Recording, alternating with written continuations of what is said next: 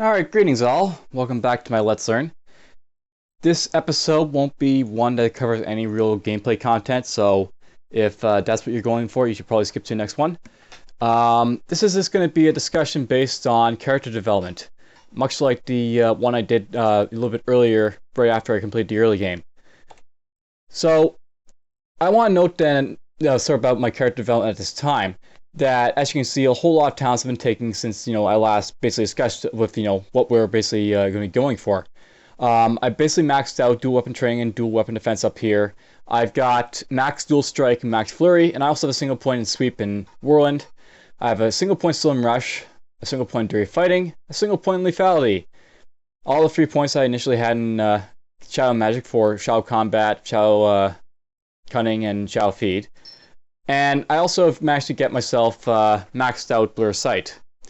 Over on the generic side, we've started to get our ratios a little bit more. We've got 3 of 5 for Guardian of Wood, and 1 Unshackled, and 1 Wrath of the Woods. We have maxed out Combat Accuracy, maxed out Dagger Mastery, 1 in Armor Training. Eventually I might go after Thick Skin, but there's currently none in there. And we also have access to 3 talent points in Piercing Sight over here, as well as, we picked up that single point teleport. So what's going on? More or less at this point, I've basically been sort of developing my character. Past that point where I more or less, at the point where I basically had 5 phase door, I was going to get like that 1 teleport here, then move on from there. Most of what I've been doing has basically been sort of like augmenting my character. I basically maxed out like all these like passive blur sight and dual weapon defense and dual weapon training. And the purpose for maxing out like these like skills is basically just to make my passive strikes a whole lot better. So basically just increase my damage quite a bit. These increase my defenses so that stuff had a good chance of missing me. And after that, we basically just sort of looked into increasing skills that basically make my character just more capable of like being offensively capable of taking out opponents. So I started, I finally invested down here in Shadow Step a little bit. We got that up to 3 of 5. Eventually, I'll probably put on my Cunning gear to get that up to 5 of 5 soon. And we also basically maxed out like Flurry, for example, which gave me like high offense.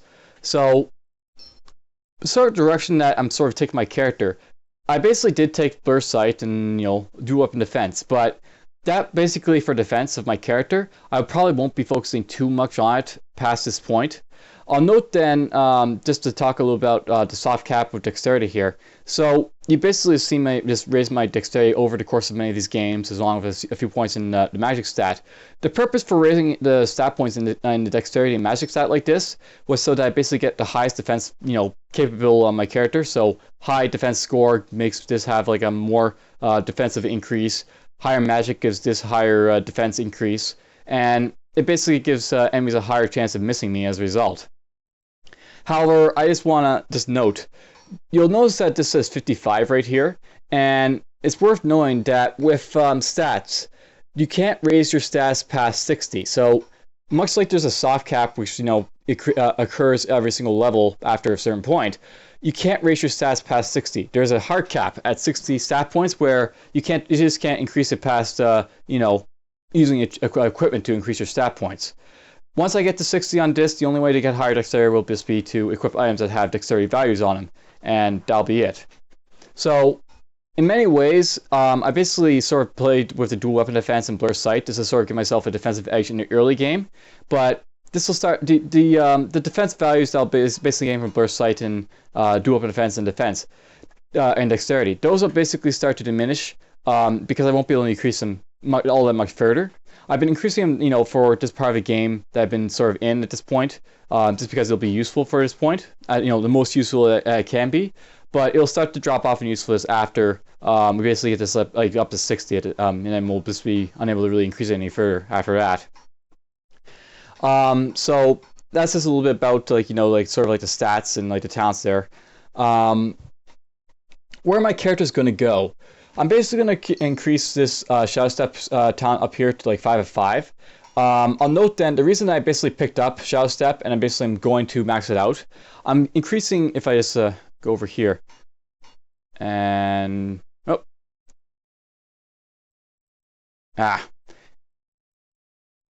Okay, that'll work. So as you level up Shadow Step, and much like with Rush over here as well, whenever you increase up Shadow Step, you basically increase the range of it, and that, of course, lets you basically hit guys that are farther away from your character instantly, gain a melee of them. And it also increases the damage and darkness that you do, and a Daze chance, because it's a very special talent for Shadow Blade. Um, Part of the reason I'm basically sort of raising up Shadow Step, and eventually I'll be raising up Rush, there's basically like many concepts of like how you can build your character. At the beginning of the game, like in the start dungeons, I was like going like say a bit of offense to sort of like trash the early bosses so that they can't hurt me, and then that was basically how I survived the early game, like dual strike, get that maxed out, and then stun the bosses before they have a chance to do anything. After that, I sort of like invested in like blur sight and dual weapon defense and dual weapon training, and that gave me like a passive boost. Specifically, this dual weapon defense and blur sight, those give me very high defensive boosts, which made me nearly untouchable by guys in melee. I also increased like flurry up here, and now I'm starting to increase my shadow step. And the purpose for increasing these is to sort of augment my offensive ability. So this basically just or dual strike here shut down enemies so they couldn't do stuff and they wouldn't be able to inflict as much damage to me. But flurry and like shadow step and eventually rush, these will augment my ability to actually kill enemies very quickly. So if there's an enemy that's like really tough, like say that unique in the spiritual temple that I basically fought in the last episode, something like flurry and shadow step will do a whole lot more good for me than just like having good defenses or the ability to stun the guy. Stunning will help where it's possible, but stun will start to lose its effectiveness as the game goes on. So stuff like flurry and shadow step, and I'll note that if I can get a cripple, will be very good as well. Basically, in shutting down their effectiveness of those like enemies, so they can't really hurt you as much. So the main sort of plan for like talents, I'm basically going to try and max out Shadow Step here very quickly, and soon I'll go after like Cripple as well, and I'll also probably go after increasing Rush sometime in the future as well. So the purpose for getting like maxed out Rush, maxed out Shadow Step, and maxed out Cripple, I'll basically have like these two talents, Shadow Step and Rush, for mobility, and that'll let me get into range with guys that like are like 10 tiles away but still able to attack with spellcasters or archer type enemies. And Cripple here will let me basically shut down bosses where stun will start to really fail in a later game where they start getting really stun resistant.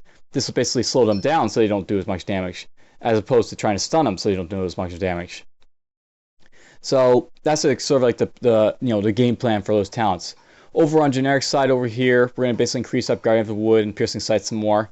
The purpose for increasing Piercing Sight is so I can basically see invisible and stealthy enemies so that they can't get in free hits or just be annoying and all that. They also dodge me a whole lot if I can't see them right, so that's an issue. And you actually saw it with one of the vampires that went invisible with a rune of invisibility in the mausoleum for Last Hope Graveyard. Getting up this is pretty obvious. This all resistance, blight resistance, disease immunity, that'll just help make my character a whole lot stronger when dealing against like blight and disease type enemies, as well as just to handle the decreased damage from all resistance. I'll also try and eventually find some con gear to increase constitution, so I can actually get the bonuses of the all damage resistance from fixed skin as well. So that's basically sort of what we're going to do over here. Now, to sort of give you an idea of what my character is basically going for, I want to sort of like balance my character out so that it's good on the defense, good on the offense, capable of escaping when it needs to, and just being very very well-rounded. So I'm going to have like over here some debuff type abilities like Cripple here. I'm going to have mobility stuff like Shadow Step and Rush, along with like my Phase Door and Teleport to sort of like escape or also navigate to get into melee of enemies. Also note that Switch Place here is also another talent I'll mention for mobility. This can be useful for switching place of an enemy. Say, those Dark Cultists in like the Dark Crypt that we saw there, they were basically switching places with me. This is sort of another talent, though it's regulated to melee range, but it's still very useful. And yeah, the main goal is to try and balance out all your character's aspects. So have good offense, have good defense, have good mobility, and just deal with whatever situations pop up with your strengths and weaknesses. Where you're weak, you want to sort of be cautious and maybe hang back or run away where needed. Or if you're strong, then just not really a big issue.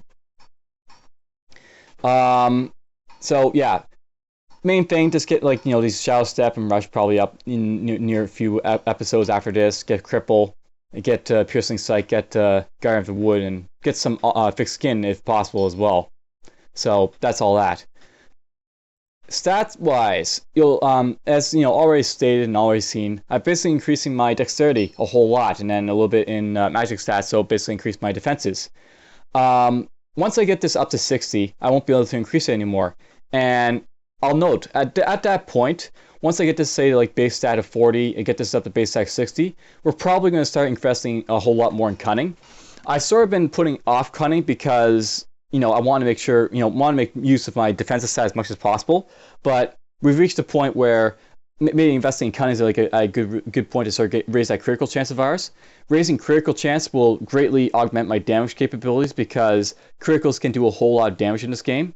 I'll note that with critical multipliers, critical increased chance, and all that, you can see your character doing like I don't know, 2.5 regular damage output of a character that doesn't have those like abilities. And it's actually one of the best ways of increasing your damage is through like the cunning stat here. I'll actually note this is like very true for even like melee characters that use like strength, or even for magic type of characters that use spells, because there's also like a critical chance with like spells as well. So this is actually this is like a very late game type of stat cunning. And when you start increasing it, you'll see very good benefits from doing so. So yeah, I want to talk a little bit about stats because I don't really feel I did a really good job the first time around. I sort of mentioned that there's like the defensive stats of dexterity and constitution, but I don't really feel like I sort of described just why constitution is bad. Constitution in itself isn't bad for like the max life or physical save increase that you get. It's actually bad because there's so few talents that sort of rely on it. Like if you look at dexterity here, you've got like this category dual weapons here. This like all has dexterity talents. This one has all dexterity talents. This has all dexterity talents. This has like cunning talents. This has cunning talents. This has cunning talents and all that. The thing about like dexterity is that there's a lot of like talents that are governed by the dexterity stat, or they're augmented by it. So this one increases with dexterity. So the more dexterity we have, the more dual weapon defense we're going to get. The thing about Constitution is that there's not a whole lot of talents like that. There are a few, and there are very good ones, but there's so few in between that most players won't go after Constitution just because there's not a lot of talents that govern, their use. Fixed Skin here is like the only talent with Constitution that I really have to think about. And in many ways, I might increase like, Constitution and try and increase this a little bit if like I'm having trouble finding Constitution gear. But in most cases, it's just not worth it. It's just better just to forgo Constitution for something else, just because there's like better stat points that you can drop off with your defensive stats. I'll note, for example, that something like willpower, for example, might just be better if you're going after mental save and spell save. I don't think much of the the saves in this game for like preventing detrimental effects from getting put on you, but in some cases even that's better than going after Constitution, which only helps like your physical save there, as you can see. All right, so that's just a little blip on Constitution that I feel like was like overshown really, and I really shouldn't have done that. But anyhow, so stat wise, we're basically just gonna go, get this up to 60, be done with it, and then we'll start going on with cunning. Now, there's something I didn't really note, but it's worth like just mentioning again. Daggers run off of like dexterity, and they also run off of strength, unless you have the lethality talent down here, which changes your cunning to be used instead of your strength. So as I was increasing my dexterity all these levels, I was actually greatly increasing my damage for my character. This is a very small like modifier, like 45% dex modifier in daggers, but because you're wielding 2 daggers, you're actually getting a whole lot of benefit from like the dexterity stat. And the same can be said for cunning if you raise that up as quite as well. The thing about dual weapon wielders like Shadow Blades, Rogues, and anyone else who uses daggers or just dual weapon talents that use dexterity stat, you can get a lot of damage from just going after like the dexterity stat and then augmenting these like daggers, for example, with like the the damage modifier while you're just building up your defense of your character. So this is like a really powerhouse stat. Not only is it governing my defense, but it's also governing my offense at the same time. So it's like a no-brainer to increase dexterity up as much as possible. Spell power from like magic, that's helping with blur sight, so I'm basically increasing this a little bit. But for the most part, I'm not really caring too much about the magic stat. it's nice that I'm able to get the up the blur sight a little bit, and eventually I'm going to max this out to 60 as well. But we'll probably focus on cunning just to further augment our damage by, means of lethality, increasing our, our damage with daggers through cunning. And once we basically have this maxed out, basically we'll go after cunning and also get the critical chance along with it. So this will be a no-brainer after we get next dexterity out of the way. And now I feel something is of note. At this point, my character is level 25, and it's very, very close. Not yet there, but it's going to be there soon. There's something called Prodigies in this game, and these are very special talents that only the most characters, powerful the characters can attain. Once you get to level 30, you basically get access to your first Prodigy point. And Prodigies basically dramatically increase, they basically tailor the game in different ways, depending on what you pick. So we're just going to go in here. So you have basically this Prodigy screen. And you have stats, or you have prodigies that are governed by different stats. So you have like the strength prodigies, you have the dexterity prodigies, you have constitution, you have magic, you have willpower, and you have cunning. In general, I think the most powerful ones for the stats are probably in the constitution tree. As odd as it may seem that the weakest stat actually has the most powerful prodigies, at least that's one good thing about the thing, but whatever. What we're probably going for, though, just because we're not investing in Constitution, will be the Dexterity ones. And some of these are also very powerful as well. Excuse me. Some of the stats I might be able to go for, or some of the projects I might go for example, might be Giant Leap, which is like a very powerful leap attack. You didn't really see it from the Snow Giant unique that I basically fought in Daikara, but what this attack would do, this would be like a Rush or a Shadow, what was that down over here? Shadow Step. Giant Leap is kind of like Rush or Shadow Step in that it basically lets you like jump on foes, but unlike both of those talents, you're able to position yourself a whole lot better than either of those talents will let you. The additional thing about it is that you also hit enemies in the 8 tiles around you. So this is like a whirlwind plus a rush, and it's like a leap all combined into one, and it ends up in that being like probably one of the most powerful talents, even though it's underrated for what it does. There's also a couple other ones in here, such as Windblade. This is basically a dual weapon type of prodigy for dexterity users. This is basically a highly powered whirlwind type of attack. You basically hit stuff within four radius of your character, and you do a whole lot of damage and have a chance to disarm them. Or you will disarm unless they have disarm immunity. So there's basically some very powerful talents that I can make use of. And you'll probably see me just picking these up at level 30. Now, something to note then, why I'm bringing this up. The thing about these is that they are governed by a very high, stat. As you can see, I require 50 dexterity for all these stats. For the strength ones, I require 50 strength. For the constitution, it's 50 constitution, etc., etc., etc., etc. So if I want to make use of, say, magic or cunning type of prodigies, I would need to have a very high magic or cunning, I need to get like this up like 14 more, or I have to get this up with items and more cunning stats to sort of make use of it. So some of the stuff that I could get from the magic stuff would be such as Arcane Might. This basically lets me increase my damage through my magic modifier on my weapons. So if I put that on my Shadow Blade and I have a high magic stat, I basically end up doing even more damage than, my already high damage output is going to be increased even further by just augmenting it with like Arcane Might here. There's also a couple other ones in here, such as Cauterize. People like to say Cauterize is one of the best life-saving type of stats that you can make use of.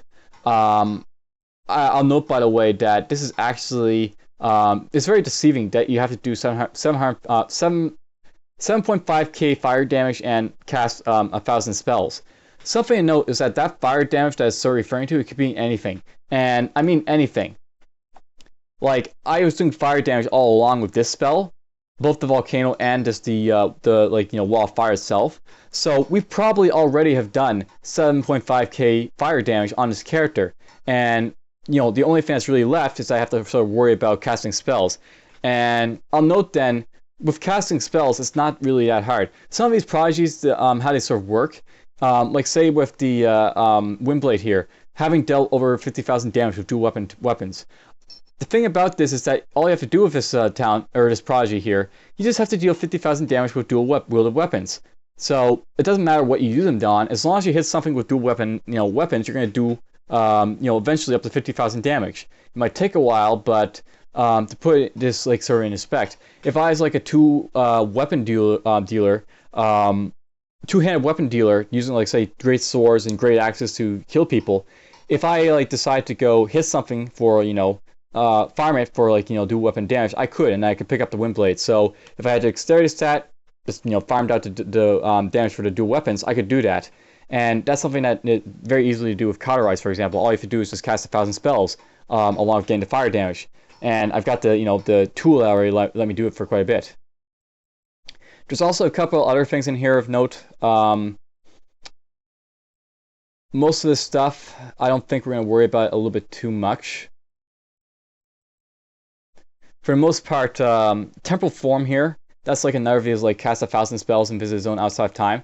I've already done the visit a zone outside of time. That's basically the Temporal Rift. So basically all I have to do for Temporal Form here would be just to cast 1,000 spells.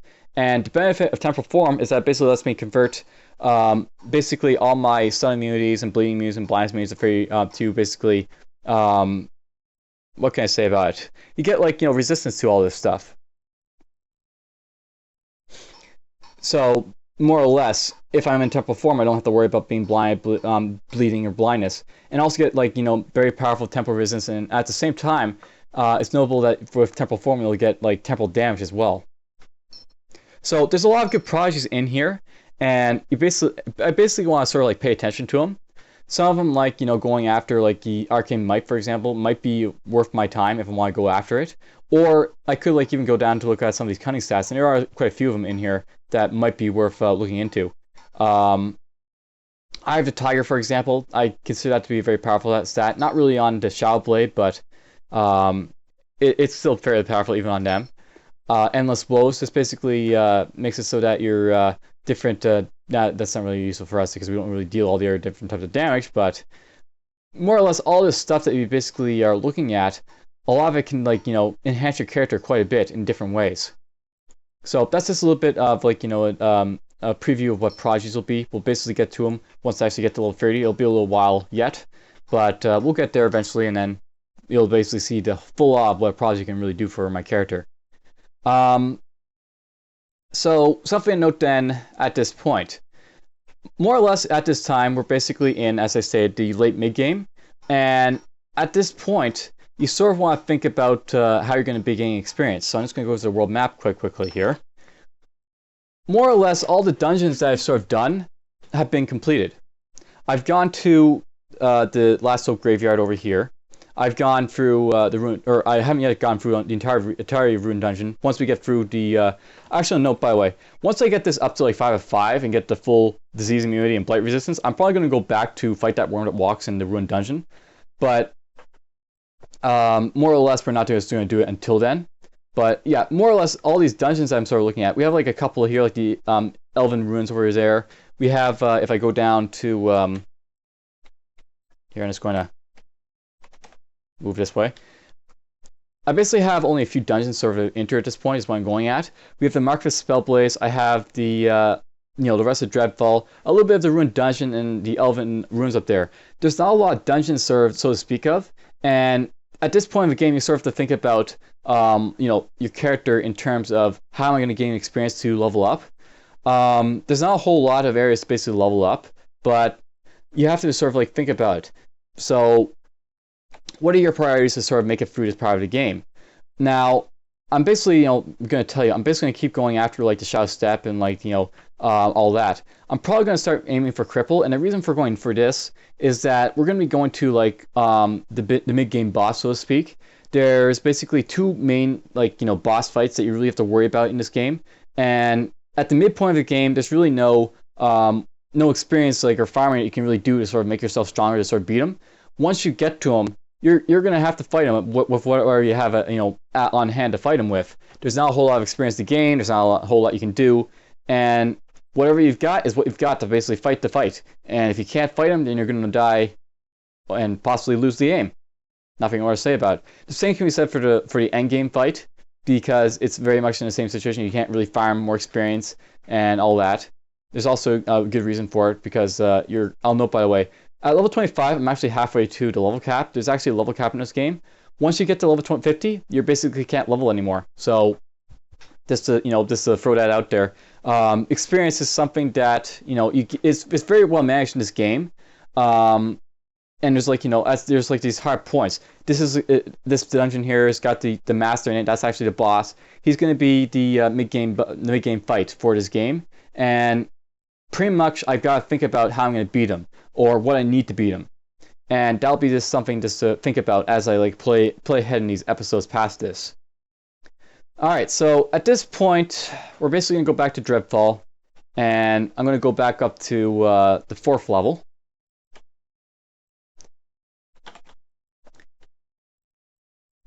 And the next time we're going to do this sort of chat, basically telling you a little bit what my character's going to do in their future and all that. It's going to be pretty much after we beat the master, probably. So wait for it, but maybe in 4 or 5 episodes we'll be done with the midpoint of this game, and then we'll be going into the late parts of the game. So take care. We're getting there. We're almost going to get to the halfway point.